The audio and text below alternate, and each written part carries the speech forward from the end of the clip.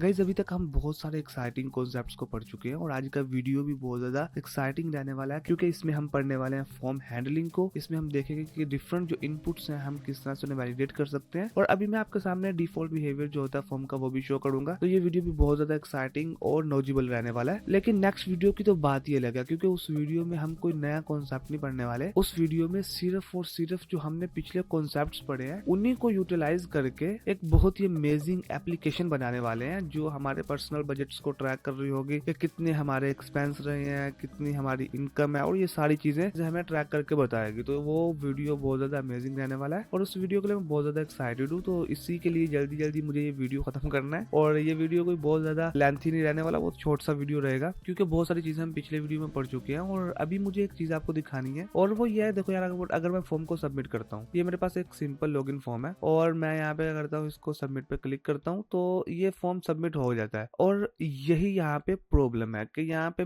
आप मान के चलो कि अगर ये सिंपल फॉर्म की जगह लिखा होता लॉगिन फॉर्म और ये किसी जो है वो रियल टाइम एप्लीकेशन में चल रहा होता तो उसमें प्रॉब्लम क्या होती ना, अगर ये लाइव एप्लीकेशन होती तो कोई भी बंदा अगर सिर्फ अगर नेम एंटर कर रहा है या ईमेल एंटर कर रहा है तो वो पासवर्ड नहीं एंटर कर रहा, और अगर कोई यहाँ पे रजिस्ट्रेशन कर रहा है तो वो अपना ईमेल एंटर नहीं करता, तो ये बहुत ज्यादा प्रॉब्लम क्रिएट कर सकता है। तो इसी बिहेवियर से बचने के लिए हम पढ़ते हैं फॉर्म हैंडलिंग को और हम देखते हैं कि किस तरह से हम डिफरेंट फॉर्म्स को हैंडल कर सकते हैं। और यही चीज आप कर सकते हो जितनी भी आपके पास एप्लीकेशन है, चाहे वो अमेजोन है या फिर आप किसी भी तरह के एप्लीकेशन क्रिएट कर रहे हो। आप मान के चलो कि आप एक ई कॉमर्स एप्लीकेशन क्रिएट कर रहे हो तो उसमें भी यही टेक्निक्स आप यूज कर सकते हो जो अभी मैं इस वीडियो में आपको दिखाने वाला हूँ। और हाँ यार, एक चीज मैं आपको बताऊं कि नेक्स्ट वीडियो में हम एआई का यूज करके वो एप्लीकेशन क्रिएट करने वाले हैं जो कि और भी ज्यादा अच्छी चीज है। हम देखेंगे कि किस तरह से हमने अभी तक जो कॉन्सेप्ट पढ़े वो किस तरह से हमारे लिए काम आ सकते हैं और किस तरह से हमारी प्रोडक्टिविटी को बढ़ाने के लिए एआई काम आएगी। तो अभी यहाँ पे मैं आपको दिखाना चाहूंगा कि ये फॉर्म है मेरे पास। इसमें क्या है कि एक सबसे पहले तो एक फॉर्म एलिमेंट ही है, उसके बाद एक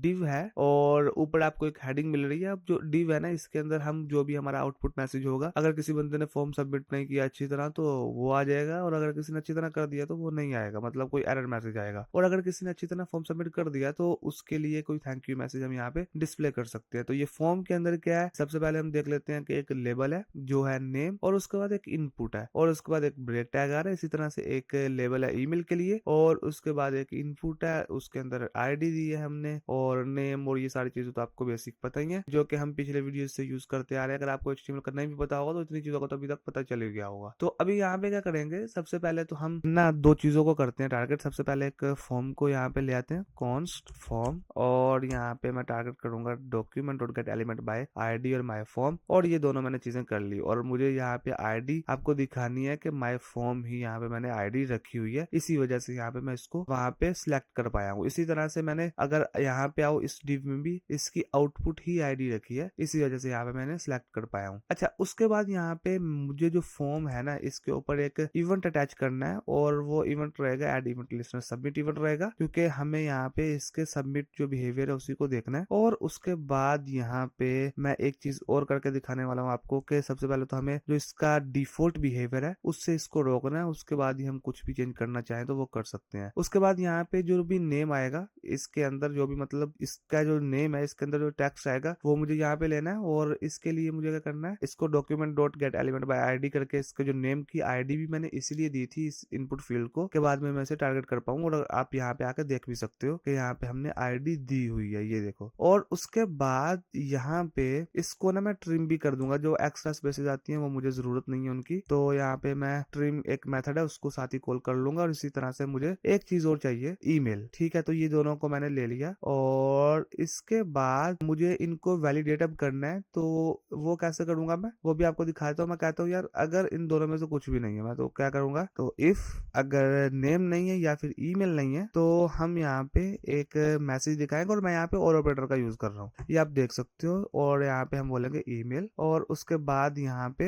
एक मैसेज हम दिखाएंगे, अलर्ट दिखा सकते हैं या फिर हम जो हमारा आउटपुट था ना तो हम क्या करेंगे आउटपुट डॉट टेक्स्ट कंटेंट, इसीलिए हमने यहाँ पे इस डिव को एम्प्टी रखा हुआ था तो डायनामिकली हमने क्योंकि यहाँ पे दिखाना था ये मैसेज, तो हम बोलेंगे अगर नेम नहीं है या फिर ईमेल किसी ने एंटर नहीं किया तो तुम ये मैसेज दिखा देना, please fill in all fields, ठीक है। और उसके बाद यहाँ पे मैं चाहूंगा कि इसका जो कलर है ना वो भी रेड रहना चाहिए, तो उसके लिए क्या करेंगे हम output dot style dot colour red. अब उसके बाद यहाँ पे मैं रिटर्न स्टेटमेंट का यूज कर लूंगा। और रिटर्न स्टेटमेंट का यूज करना क्यों जरूरी है, ये इसलिए कि देखो मैं इसके एग्जीक्यूशन को स्टॉप करना चाहता हूँ अगर इन दोनों में से कोई भी कंडीशन ट्रू नहीं होती। अगर मैं ऐसा नहीं करता हूँ तो ये क्या करेगा, ये आगे चलेगा और जो भी मेरा आगे का कोड लिखा होगा ना उसको डिस्प्ले कर देगा। तो मैं ऐसी चीज तो कभी नहीं चाहता हूँ, तो इसलिए मैं यहाँ पे ये काम कर रहा हूँ। तो अभी क्या करना है मुझे, मैं अब आपको ये रिटर्न स्टेटमेंट हटा के भी दिखाऊंगा। अभी आउटपुट डॉट टेक्स्ट कंटेंट, और यहाँ पे अगर ये हो जाता है सक्सेसफुली तो मुझे यहाँ पे एक मैसेज दिखाना है। और मैसेज यहाँ पे क्या हो सकता है यार, मेरा मैसेज ये होगा कि मैं बोलूंगा thank you for submitting the form. Submitting मतलब नेम से कर देंगे या फिर ईमेल दिखा देंगे, ठीक है। ये मतलब ऐसे मैंने दिखा दिया, सबमिटिंग द फॉर्म दिखाना था लेकिन ये आ गया तो चलो अच्छी बात है। और यहाँ पे मुझे जो है इसका कलर अभी ग्रीन दिखाना है। और उसके बाद मैं बोलूंगा जब ये फॉर्म सबमिट हो जाए तो इस फॉर्म को रिसेट कर देना तुम, मतलब दोबारा से रेडी कर देना कि बंदा कोई भी अगला आके फॉर्म को सबमिट कर सके। तो अभी यहाँ पे आते हैं और देखते हैं सिर्फ नेम एंटर करके। उसके बाद यहाँ पे मैं सिर्फ नेम एंटर करूंगा और अगर मैं सबमिट पे क्लिक करता हूँ तो ये देखो हमारे पास एक एरर मैसेज आ रहा है और ये बोल रहा है please fill in all fields. अब यहाँ पे मैंने आपको एक चीज बोली थी, रिटर्न स्टेटमेंट का यूज करना क्यों जरूरी है। अभी मैं कमेंट करता हूँ इसे, तो आप देखोगे जब मैं रिटर्न स्टेटमेंट का यूज नहीं करता हूँ तो ये क्या करता है, ये फिर भी दिखा देगा, कहता थैंक यू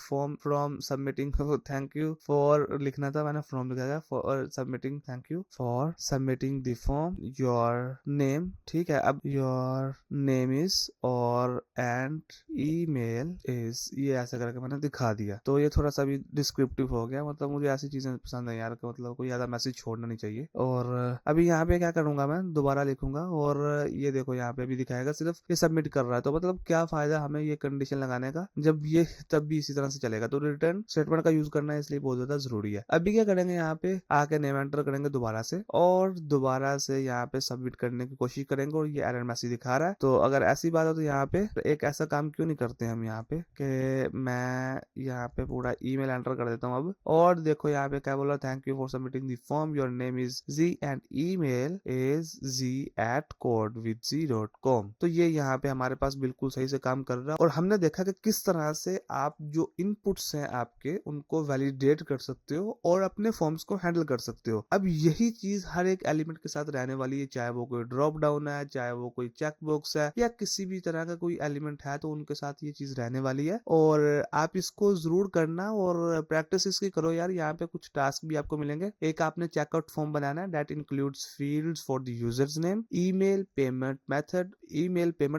एंड कंट्री। तो ये सारी चीजें यहाँ पे रहेंगी इनपुट फील्ड्स में। एंड वैलिडेशन टू इंश्योर, अब यहाँ पे आपने वो उसी तरह से ये वैलिडेट करना है। मैंने तो यहाँ पे सिर्फ नेम और ईमेल को किया था, तो आपने बाकी सबको भी कर लेना है। अच्छा, ये आपने ट्राई करना है, अगर नहीं होता तो आपको सोल्यूशन तो मिल ही जाएगा इसका, लेकिन पहले कम से कम 2-3 दफा ट्राई करना है, आपने जरूर करना है। ये आपने मेरे साथ वादा करना है। अभी इसके बाद यहाँ पे आता है जावास्क्रिप्ट फॉर वैलिडेशन। ये आपने फॉर्म बना लिया, अभी यहाँ पे जावास्क्रिप्ट का यूज करना है वैलिडेशन के लिए। इसके बाद कुछ हैंड्स ऑन एक्सरसाइजेस है आपके लिए। तो एक्सरसाइज 1 आपको क्या मिल रहा है, क्रिएट अ लॉगिन फॉर्म, एक लॉगिन फॉर्म मिल रहा है। तो ये सारी चीजें इसमें रहेंगी। इसके अलावा यहाँ पे आपको ड्रॉप डाउन है, सिलेक्टिंग शिपिंग ऑप्शंस। तो ये मैंने आपको बताया कि यार ये सारी चीजें उसी तरह से रहेंगी और आपने ये सारी चीजें एक अलर्ट मैसेज में दिखा देनी है। तो यहाँ पे कुछ आपको जो कॉमन पिटफॉल्स रहते हैं जो कि आप रहेंगे, आपकी गलतियां करोगे अगर आप एक बिगिनर हो। और इसमें कोई बुराई नहीं है, बल्कि अच्छी चीज है ये कि आप गलतियां करोगे तो गलतियों से सीखोगे। और इंसानों के अंदर यही खासियत होती है कि जब वो एक दफा गलती करते हैं तो फिर दोबारा वो रिपीट नहीं करते और उन्हें याद रहता है कि ये गलती हमने की थी। और गलती आप प्रैक्टिस के साथ ही करोगे, तो प्रैक्टिस करना इसलिए भी बहुत ज्यादा जरूरी है। तो अभी इसी के साथ ये वीडियो हमारा एंड होता है। नेक्स्ट वीडियो में हम देखेंगे किस तरह से हम एआई का यूज करते हुए एक बहुत ही अमेजिंग एप्लीकेशन क्रिएट करेंगे। तो मिलते हैं फिर नेक्स्ट वीडियो में। Till then keep learning, keep exploring, keep coding and I will see you in the next video.